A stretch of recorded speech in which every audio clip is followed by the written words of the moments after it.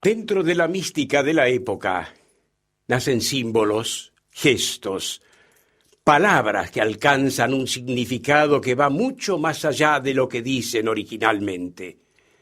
En ese contexto, una palabra, una clara, terminante, definitiva palabra, comienza a ganar los corazones de todos los que de un lado u otro se suman a esta inmensa esperanza colectiva. Una palabra que todo lo abarca. Compañero. Los colores en la historia argentina. Aquel nefasto embajador norteamericano llamado Sprill Braden, en el año 46, cuando se definía la elección de Perón, ya de 45 al final de 45, desarrollaba la campaña electoral de la Contra, en la cual estaban todos. Estaba desde la izquierda más izquierda hasta la derecha más derecha, estaban todos o por lo menos los notorios, no digamos los militantes, la gente más humilde, sino los notorios.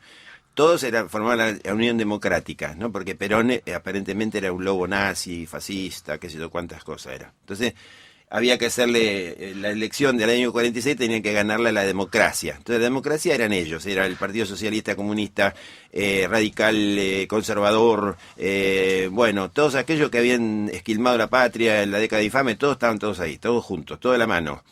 Y cantando la marsellesa desfilaban por la ciudad de Buenos Aires, ni siquiera cantaban el himno nacional, claro, en eso tenían un poco de vergüenza, ¿no? Porque no se podía cantar el himno nacional con semejante composición. Entonces cantaban la marsellesa.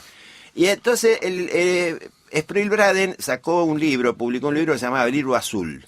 En el Libro Azul, Braden denunciaba toda esta iniquidad que se venía con Perón, si es que el pueblo elegía a Perón. Entonces, Perón, ¿cómo le contesta? Con el libro Azul y Blanco, ¿no? Bueno, ahora, con el círculo rojo, deberíamos hacer un círculo azul y blanco, ya que hay un círculo rojo que otra vez aglutina a cierto sector de la izquierda, con cierto sector del centro, con cierto sector de la derecha. Sería interesante contestarle con un círculo azul y blanco, ¿no? Como aquel libro Azul y Blanco de Juan Domingo Perón.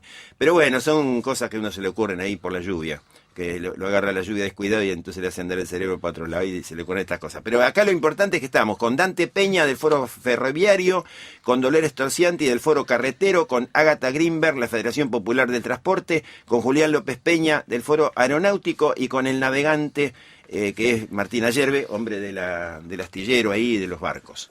Y estábamos empezando a hablar justamente de cómo es este plan que se va a presentar en esta semana, que podríamos ya meterlo dentro del círculo azul y blanco, este plan, porque es un plan para que volver a poner a la Argentina, o no volver a poner, para que encaminarla y profundizar este proceso que estamos viviendo hacia una consolidación y hacia una plena vigencia de lo nacional, ¿no, Ágata?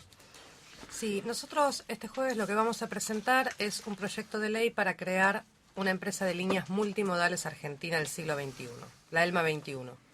Como hasta la década del 90 supimos tener la empresa de líneas marítimas argentina, que llegó a ser una de las navieras más grandes del mundo, ahora el siglo XXI requiere un cambio hacia el multimodalismo, entonces nosotros vamos a presentar este proyecto de ley para crear nuestra ELMA 21. ¿Por qué el multimodalismo? Desde que se containerizaron las cargas con la aparición de los contenedores, todo el transporte se volvió multimodal. Sí, esos cajones gigantescos que uno ve en el puerto, no sé, de colores. Enorme de colores, Sí. Esos son los containers, dicen algunos, nosotros decimos contenedores porque hablamos en Castilla. Exacto, pero esos contenedores son todos de las empresas multinacionales que son quienes manejan nuestro comercio exterior, desde la década del 90 en la que se desreguló justamente el mercado de los fletes internacionales. Entonces... Perdón, Agata, sí. yo recuerdo haber visto los primeros contenedores así gigantescos en el año 76, 77 ya. Es decir, que eso marcaba la vuelta de página también del ministro Martínez de Oz, ¿no? Exacto. De hecho, la containerización de las cargas empezó a partir de la década del 60, que es cuando aparecen los primeros contenedores. Y acá masivamente aparecieron ahí. Yo me acuerdo que en el puerto se llenó de contenedores y uno no sabía lo que era eso, pero evidentemente... Ahí fue cuando empezaron a destruir nuestra industria. Exacto. Lo hicieron lentamente como para que en la década del 90 la gente no se diera cuenta completamente que en realidad nos venían mintiendo y abrieron el mercado de una manera absolutamente dañina para nuestra industria y para nuestro país en general. Entonces, como decía, con la containerización de las cargas, todas las empresas que se dedicaban a hacer fletes se fueron transformando en empresas multimodales. Esto es decir, que cada empresa hace todo el recorrido de la carga, desde poner el contenedor en el origen, llenarlo y llevarlo en el tren hasta el puerto, si eso es necesario, tener un buque esperando, también de la misma empresa, que lo lleve los 10.000 kilómetros que tenga que hacer para llegar a su destino. Una vez puesto en destino ese contenedor, es llevado hasta la fábrica o la empresa o el mercado a donde va ese contenedor. Eso es multimodal. Que una empresa se encargue de todo el traslado de la mercadería desde el inicio hasta el fin, haciéndose cargo del seguro y el transporte en todas sus fases. Esas son las empresas que en este momento están controlando nuestro comercio exterior. Para poder recuperarlo necesitamos una empresa de las mismas características. Uno debe tener el mismo factor de escala para poder pelear contra ellos. Son muy grandes y mueven muchos millones de dólares y tienen mucho poder. Entonces nosotros, teniendo un solo eslabón de la cadena del transporte, puede ser o solamente los buques, o solamente los trenes, o solamente los camiones, no es suficiente. Necesitamos que toda la cadena del transporte sea estatal e impenetrable del capital privado para poder tener la fuerza desde el Estado de competir contra ellos y obtener el mercado que nos corresponde a nosotros, y con eso poder ejercer la soberanía dentro del país y en nuestro comercio exterior. Bueno, ahí está la aspiración, el destino hacia el que tenemos que ir. Es decir, no quiere decir que esto se logra con un decreto presidencial y mañana estamos viviendo otra realidad. Eso significa que hay que tomar una serie de medidas para llegar a esa meta, ¿no?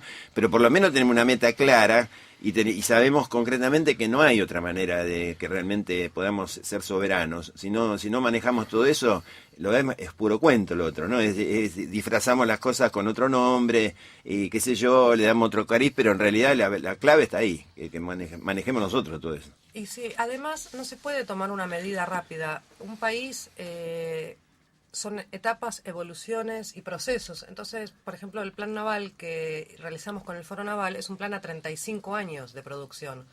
Es un plan pensado en 9 gobiernos democráticos. Todos los planes, en realidad, para que un país vaya funcionando, son planes a largo plazo. Los tiempos del país no son los tiempos de la gente. Nosotros, dentro de 35 años, vamos a ser mayoritariamente bastante viejos, los que estamos acá del foro y de la Yo no, porque yo ya hace rato Algunos no van a que estar. cumplir. Yo hace rato que cumplir años, así que me voy a mantener la mía. Dentro de 20, 30 años, parece que tienen los mismos años que ahora. ¡Qué suerte! Sí, no, yo no encontré la vuelta. El retrato de Dorian Gray. No, el retrato de Juan Domingo Perón. A Perón lo quisieron fundir no sé cuántas veces, Evita también, y nos quisieron matar y nos dijeron que los peronistas ya éramos final, que ya éramos esto, ya éramos pasado. Y bueno, algo debe ser que, como decís vos, el retrato ese, que se mantiene igual el tiempo, al revés, cada vez parece que tuviéramos más vitalidad, ¿no? Pese a tantas bombas, a tantas cosas que nos han tirado, ¿no? Volveremos y seremos millones. Sí, seguimos con la Así consigna es. aquella liberadora de Tupac Amaru y de todos los demás libertadores nuestros. Sí, decime que yo interrumpo ese para... No, está bien. Bueno, lo que decía es que justamente los planes que estamos nosotros realizando y todos los proyectos en realidad para lo que vos decías, para un cambio que no se hace con un decreto, son planes a largo plazo. Los tiempos de un país son largos.